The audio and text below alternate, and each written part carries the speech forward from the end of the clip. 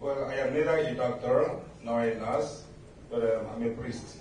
So I attend from a spiritual point of view. Earlier on, so many people come to the office to present their own problem of depression. For me to attend to them, I have to learn what depression is all about. Then I have to make some studies, personal studies, on what depression is all about. I happen to come different articles in the magazines, in the books, that treated on depression. Therefore, I was prepared.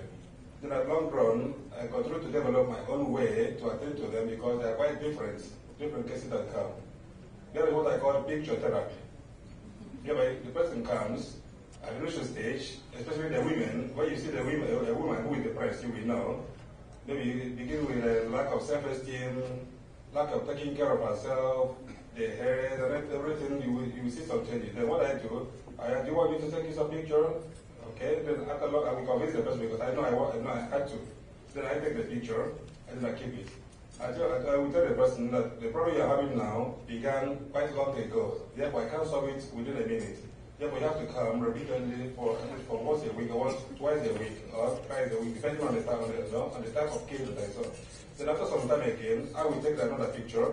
After a week or 2 weeks, I will take the picture. Then the person will come again, probably in 3 weeks, and I will now take out the picture. I will bring the two, make a comparative study of the two, and then ask the person, now, which one do you like best? Do you like this, the old, or do you like the new? 80% of the people, they say no to the old one, then they want to way forward. So that's one of the ways I do the picture therapy. Another system is to excavation, to know, because there is a cause, and also after the cause, there is an effect. There is an action, and also the reaction caused because of the depression. Therefore, something definitely must have led to a situation like that. So what I do what I call excavation. I excavate with the person to know actually when the problem began. I also have some unpublished write-up that I made. One is on human problem. Human problem is an unescapable reality in our human nature. Therefore, I have to go with the person towards the past to see whether in one time or the other, he or she has had some problem which he was able to manipulate. Because depression is just like a rock, comes through sedimentation of emotions unresolved. Therefore, I then have to person to match backwards to know, okay, what happened in the life of the person, and also to know how to help the person to come out of the hole where the person is. Also, as a priest, also I attend to spiritual. What I have tried, first of all, someone will come and say, I'm possessed, but I have a devil inside my stomach. So, well, I believe in you, but I have to explore other alternatives before I accuse the devil. Now I begin to ask him about the question of the past life. Then one of the aspects of depression is that because of the history, the life history or the family history of the person, or the way of life of the person, or even the diet, or even the problem one has had, may make a change in the imbalance. Also, chemically or biologically, there are some elements in the brain function. When there is an equilibrium, or when there is a little bit of shift or imbalance, then the person will be thrown out.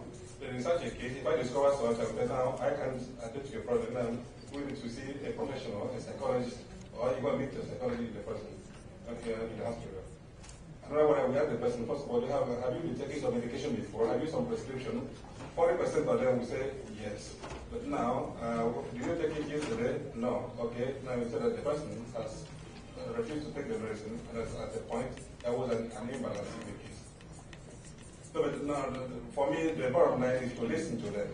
Listening solves a lot of situations. Most of them I have no one to listen to them, especially those like the aged, the old people. They have no one to listen to them, even some of the youth. So one of the things I do is to give the person the sufficient time he or she needs in order to get rid of what he has right inside her. So by also doing, I give the person time to come. Just I march along with them. I just work with them. Okay, thank you. Okay, I thought you were giving me time to stop. So I'm also not because of my colleague, I want to still it on the colleague page, no. So even if you are a Protestant, wherever you are, aware the person, have you been going to the church regularly? But most of them is because of the spiritual dryness. And the person has, because there are two things that control a human being, the body physical, and then the spiritual. If the spiritual is not taken well care of, then there is a physical problem, because there is an imbalance in the two elements that make up a human being. There is also an imbalance in the reaction of the person. So I tell the person, if you are carrying them, you are doing your thing. Go to some patients, and then so many things will be taken care of. Thank you. So if I can summarize, you've drawn for us the connection between the spiritual and the mental. You've shown us your picture therapy, but you've also shown that you and your priestly work are providing these services yourself, and that you're doing it in a culturally appropriate way. You're looking at where the person's coming from. So if they come and say, well, I'm possessed, you say, well, that's possible, but let's look at some other things too. So you're addressing their cultural standpoint and taking that aspect, that it could be possession, but it could be a mental health issue. And then you're using the client history to figure out where to go next. So it sounds like you're doing a very thorough job of looking at the whole picture. If I can draw everyone's attention to the several pieces of paper we have on the board, what we see now is on an individual level, people providing services in one way or another through their own means. And some people having more means than others. Some people mentioned very clearly, the PHQ-9, for example. And other people said, well, I talked to the person, I listened empathetically.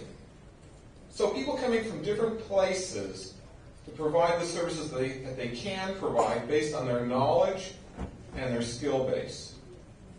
So I'm going to ask you to take one step back.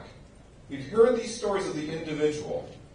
Let's take one step back and ask the question, when we look at our whole community, when we look at this whole area in which we live here in SPA 4, what do we see as being the situation on a macro level? This is the micro level. This is the individual level. What's the situation on the big picture? We now see some examples of the small level. What's the bigger level?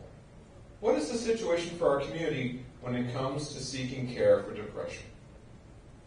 There's no facilities to provide the services. Let me restate this one more time before I give to the speaker. I think we all know that there's, a great lack, a great limitation. But I want to flip it on its head. In spite of that limitation, what is it that we have available? Their own community. I guess we're there to help each other, although they don't have the services, the facility to provide these services, but we're there to listen to each other.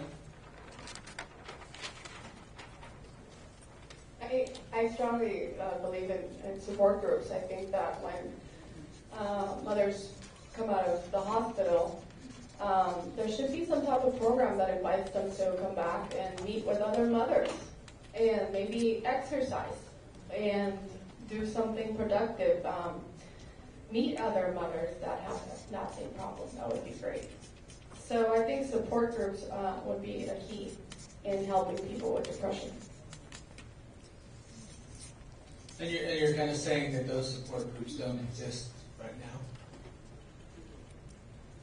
Probably, but I don't really see the community getting engaged. So maybe there's not enough